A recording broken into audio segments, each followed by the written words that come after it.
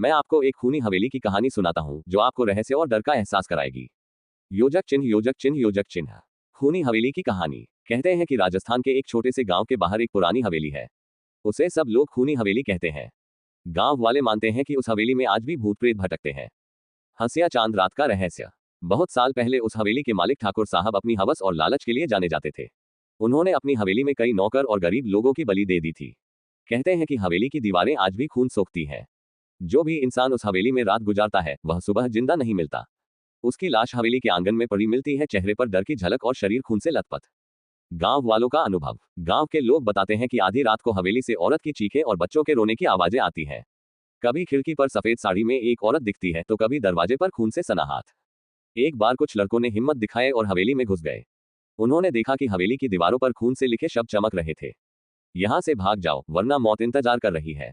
उनमें से एक लड़का हवेली से बाहर आ नहीं सका। आज तक कोई नहीं जान पाया कि उसके साथ क्या हुआ। आज की स्थिति। आज भी वो हवेली वीरान खड़ी है। टूटी खिड़कियों से अजीब सी फुसफुसाहट सुनाई देती है।